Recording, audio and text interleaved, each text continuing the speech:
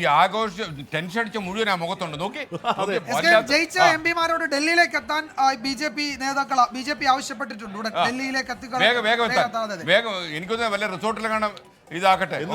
എന്തായാലും ഇതാണ് ഈ രാഷ്ട്രപതിയെ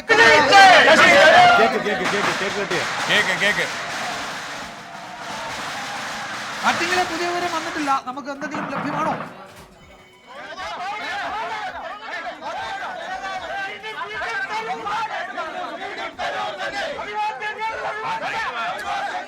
വിജയകുമാർ, ഈ ഡോക്ടർ തരൂരിന് ഇങ്ങനെ സ്വീകരണം കൊടുക്കുക അദ്ദേഹം വിജയിച്ച പോലെയാണല്ലോ. ഈ സമയത്ത് നമ്മൾ രഹസ്യം പറയട്ടെ, നമ്മുടെ സുഹൃത്തുക്കൾ, തിരുവനന്തപുരത്തുള്ള സുഹൃത്തുക്കളൊക്കെ കേട്ടോണ്ടിരിക്കുന്നുണ്ടാവും. ഇവരെങ്ങനെയായിരുന്നു അറിയാമോ? ഇവരോട് പരസ്യമായും ചോദിച്ചാൽ ഡോക്ടർ തരൂരിന് വേണ്ടി വോട്ട് പിടിക്കും, രഹസ്യമായിട്ട് അവർ രാജീവ് ചന്ദ്രശേഖരൻ വോട്ട് പിടിക്കും. കുറെ ആളുകളെ എങ്ങനെ കണ്ടുപിടിക്കും? ഞാൻ പറഞ്ഞു, നിങ്ങൾ നയം വ്യക്തമാക്കൂ. നിങ്ങൾ ഏതെങ്കിലും ക്യാമ്പിൽ പോയി നിൽക്കൂ എന്ന് പറഞ്ഞാൽ അവർ നിൽക്കത്തില്ല. അവര് പരസ്യമായിട്ട് ഡോക്ടർ ശശി തരൂരിന്റെ ആൾക്കാരാണ്. മാത്രമല്ല KPCCയിൽ സ്ഥാനമുള്ള ചില നേതാക്കന്മാര് രാജീവ് ചന്ദ്രശേഖരന് വേണ്ടിയാണ് പ്രവർത്തിച്ചു. കോൺഗ്രസുകാരുടെ ഒരു അവസ്ഥ ഇന്ദിരാഭവനിൽ ധൈര്യമുള്ളവരുടെ പുറത്താക്കത്തില്ല. യഥാർത്ഥത്തിൽ തരൂരിനെ സഹായിച്ചത് ഈ മണ്ഡലങ്ങളൊക്കെയാണ്. യഥാർത്ഥത്തില് വിജയകുമാർ, എനിക്ക് ബലമായി സംശയമുണ്ട്. എന്റെ 1-2 സുഹൃത്തുക്കൾ ഇതിനകത്തുണ്ട്. എന്നോട് തരൂരിന് വേണ്ടി പറഞ്ഞിട്ട് രഹസ്യമായിട്ട് പോയ കക്ഷികൾ. 4ാമത് നിൽക്കുന്ന 5ാമത്തെ റോയിൽ നിൽക്കുന്ന ആളില്ലേ, വിജയവരെ കണ്ടോ? എനിക്ക് ഏകദേശം കണ്ടുപിടിക്കുന്നില്ല. കണക്കായി പോയി അല്ലേ? ഓക്കെ വിജയകുമാർ, നമ്മള് മോശമാ കാര്യം എന്താ പറയുക, അത് പറഞ്ഞു കഴിഞ്ഞാൽ അവർ ചിലപ്പോഴേ ഇന്ന് രാത്രി സംസാരിക്കുന്നു. Okay, ready.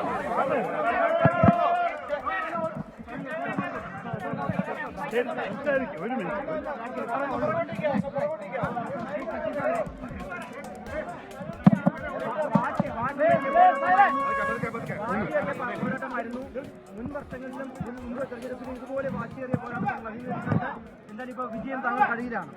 അല്ല, വേൾഡ് T20 ക്രിക്കറ്റ് ഇപ്പൊ അമേരിക്കയിലും വെസ്റ്റ് ഇൻഡീസിലും നടക്കുമ്പോൾ സൂപ്പർ ഓവർ ഇവിടെ വന്നു.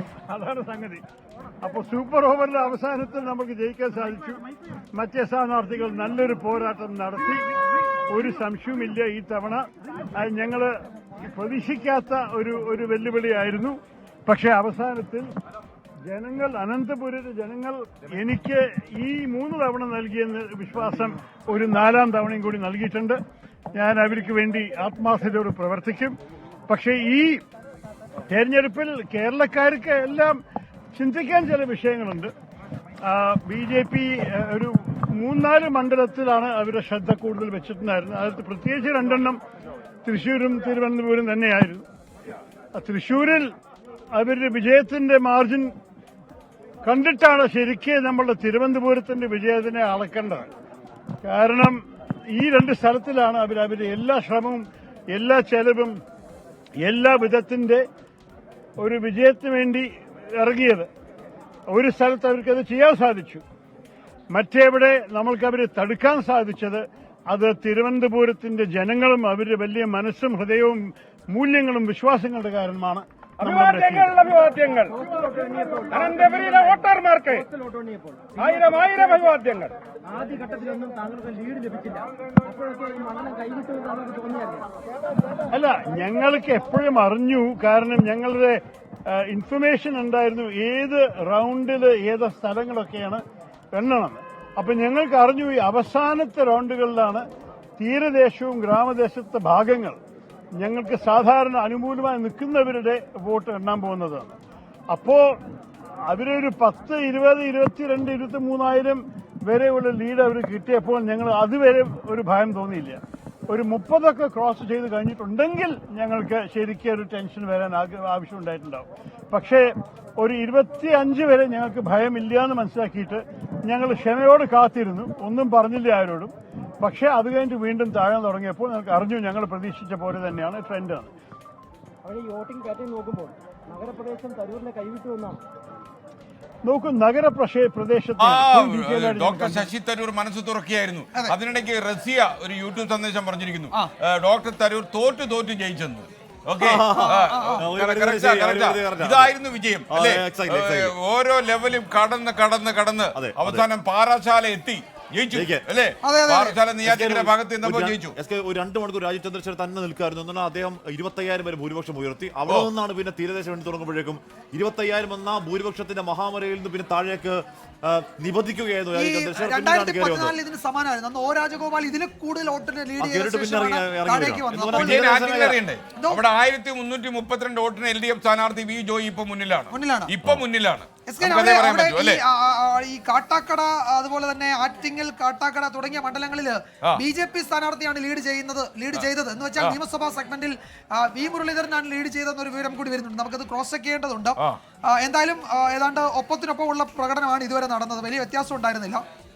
ആലപ്പുഴയിലെ AM ആരിഫിന് ഒരിടത്തും ലീഡ് ഉണ്ടായിരുന്നില്ല. 7 നിയമസഭാ മണ്ഡലങ്ങളിലും ലീഡില്ല അദ്ദേഹത്തിന്. അവിടെ CPM-ന്റെ ഹരിപ്പാടും കായംകുളത്തും 3ാം സ്ഥാനത്തേക്ക് പോയി. കായംകുളം അടക്കം ആരിഫ് 2ാം സ്ഥാനത്തേക്ക് പോകുന്നു, ആരിഫ് 3ാം സ്ഥാനത്തേക്ക് പോകുന്നു. അവിടെ നിന്ന് വോട്ടുകൾ BJP-യിലേക്ക് ചോരുന്നു.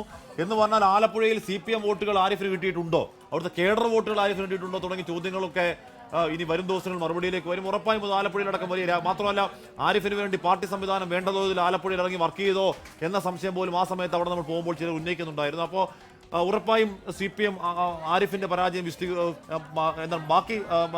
ബാക്കി മണ്ഡലങ്ങളെക്കാൾ കൂടുതൽ വിസ്തീർണി വരും ആരിഫിന്റെ പരാജയം എന്നാണ് തോന്നുന്നത്. എന്തായാലും അത് കാത്തിരുന്ന് കാണേണ്ടതാണ്. എന്ന് പറഞ്ഞാൽ 7 നിയമസഭാ മണ്ഡലങ്ങൾ ഒന്നിൽ പോലും ലീഡില്ല. ഹരിപ്പാടും കായംകുളത്തും 3ാം സ്ഥാനത്തേക്ക് പോയി.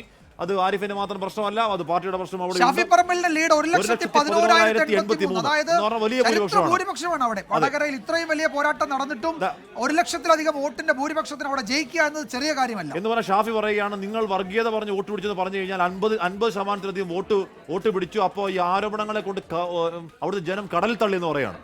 50% വോട്ട് പിടിച്ചെങ്കിൽ പിന്നെ ആരോപണങ്ങൾ അടിസ്ഥാനമില്ല. ഷാഫിക്ക് വലിയ ഭൂരിപക്ഷം. അത് പറഞ്ഞിട്ട് കാര്യമില്ല.